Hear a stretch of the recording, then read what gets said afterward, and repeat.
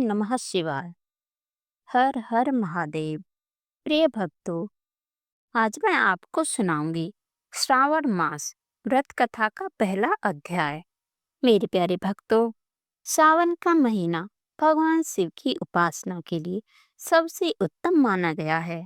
सावन के महीने में जो भक्त सच्ची श्रद्धा से भगवान शिव की उपासना करते हैं, उसकी सारी मनोकामनाएं पूरी होती हैं। साथ ही सावन के महीने में भगवान शिव की पूजा करने के साथ साथ स्कंद पुराण में वर्णित इस कथा का पाठ रोजाना करने से भगवान शिव की कृपा मिलती है। मेरे प्यारे भक्तों, तो शुरू करते हैं सावन मास की व्रत कथा। सूत जी बोले, हे मुनियो, आप सभी पुण्यात्मा हैं। मैं आप लोगों की जिज्ञासा और भक्ति से अत्यंत प्रसन्न हूँ। आप लोग विनम्र, आस्तिक, सत्यनिष्ठ और श्रद्धालु हैं। इसीलिए मैं आप लोगों के सामने श्रावण मास के अद्भुत महात्म्य का विस्तार से वर्णन करता हूँ। एक बार ज्ञान के जिज्ञासु सनत कुमार जी ने भगवान शिव से बड़ी विनम्र भाव से प्रसन्न किया, हे देवों के देव, आप योगियों द्वारा पूज्य हैं। हमने आपसे पहले अनेक व्रतों और धर्मों के बारे में सुना है, पर अभी हमारी जिज्ञासा शांत नहीं हुई है। हे महादेव, 12 मासों में सबसे श्रेष्ठ कौन सा महीना है जो आपके मन को अत्यंत प्रिय है, जिसमें किया गया कोई भी कार्य अत्यंत गुना फल देता है? कृपया करके उस माह का विस्तार से वर्णन करें और उसमें होने वाले सभी धर्म और व्रत भी बताएं। भगवान शिव ने मुस्कुराते हुए कहा, हे सनत कुमार, मैं तुमसे अत्यंत प्रसन्न हूँ। तो सुनो, 12 महीने में श्रावण मास मुझे सबसे प्रिय है। यही कारण है कि इसे श्रावण कहते हैं। इसमें श्रवण नक्षत्र की पूर्णिमा आती है, इसीलिए भी ये श्रावण कहलाता है। इसके पुण्य फल को कोई पूरा वर्णन नहीं कर सकता।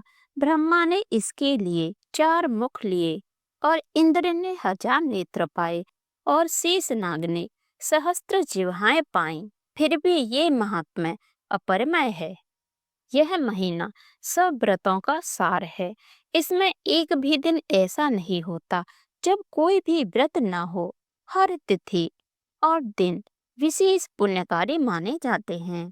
भगवान शिव ने कहा, हे विप्र, श्रावण में व्रत करने वाला कोई भी व्यक्ति, चाहे वह ब्रह्मचारी हो, गृहस्थ हो, वानप्रस्थी या सन्यासी, सभी को इसका अद्भुत फल प्राप्त होता है।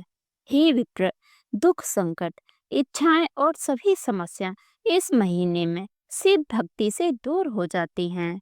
सनत कुमार ने फिर निवेदन किया, हे प्रभु, हे कृपाचार्य, कृपा करके बताइए कि किस दिन कौन सा व्रत किया जाए तथा किसका क्या फल मिलता है।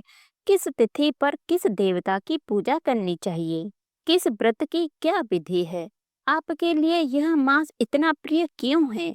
कृपया करके मुझे सब विस्तार में बताइए। भगवान शिव ने कहा, हे सनत कुमार, तुमने जो पूछा वह सब बताना सरल नहीं, फिर भी तुम्हारी श्रद्धा के कारण मैं सब बताता हूँ। हे विप्र, इस मास में मेरे अनेक अवतार और लीलाएं हुई हैं। इस मास में समुद्र मंथन हुआ था, हलाहल विष निकला, जिसे मैंने कंठ में धारण किया और नीलकंठ कहलाया। हे विप्र, तभी से मेरी पूजा में जलाभिषेक का विशेष महत्व हो गया। सावन के महीने में प्रत्येक दिन शिवलिंग पर जल चढ़ाना, व्रत रखना और नियम पूर्वक पूजा करना महान पुण्यदायक होता है। भगवान शिव ने कहा, इस महीने में भगवान विष्णु योग निद्रा में जाते हैं और सृष्टि का संचालन मेरे हाथों में रहता है।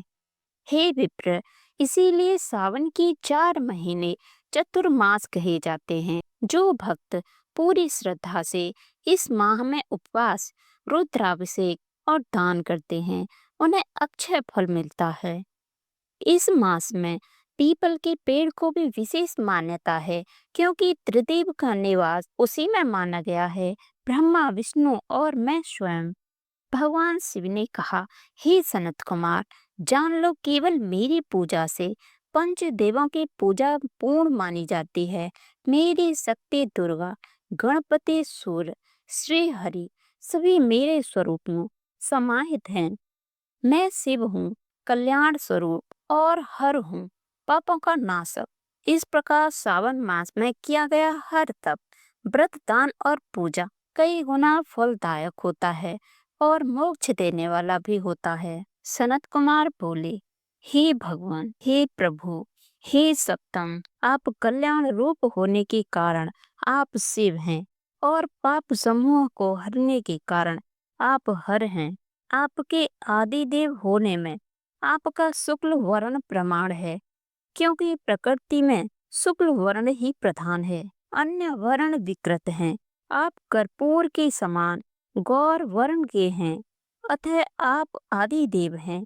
गणपति के अधिष्ठान रूप 4 दल वाले मूलाधार नामक चक्र से, ब्रह्मा जी के अधिष्ठान रूप से 6 दल वाले स्वाधिष्ठान नामक चक्र से, और विष्णु के अधिष्ठान रूप 10 दल वाले मणिपुर नामक चक्र से भी ऊपर आपके अधिष्ठान होने के कारण आप ब्रह्मा तथा विष्णु के ऊपर स्थित हैं। यह आपकी प्रधानता को व्यक्त करता है। हे देव, एकमात्र आपकी ही पूजा से पंचायतन पूजा हो जाती है, जो कि दूसरे देवता की पूजा से किसी भी तरह संभव नहीं है। आप स्वयं शिव हैं। आपकी बाईं जांघ पर शक्ति स्वरूपा दुर्गा, दाहिनी जांघ पर गणपति, आपके नेत्र में सूर्य तथा हृदय में भक्तराज भगवान श्री हरि विराजमान हैं। अन्न के ब्रह्म रूप होने तथा रास के विष्णु रूप होने और आपका भक्त होने के कारण, हे ईशान, आपके श्रेष्ठत्व में किसे संदेह हो सकता है। आपको वीरप्ति की शिक्षा देने हेतु आप शमशान में तथा पर्वत पर निवास करते हैं। हे महादेव, ऐसा महर्षियों ने कहा है। जगत का संहार करने वाले हलाहल को गले में किसने धारण किया? महाप्रलय की कालाग्नि को अपने मस्तक पर धारण करने में कौन समर्थ था? संसार रूप अंधकूप में पतन के हेतु कामदेव को किसने भस्म किया? सनत कुमार ने कहा, हे प्रभु, आप ऐसे हैं कि आपकी महिमा का वर्णन करने में कौन समर्थ है।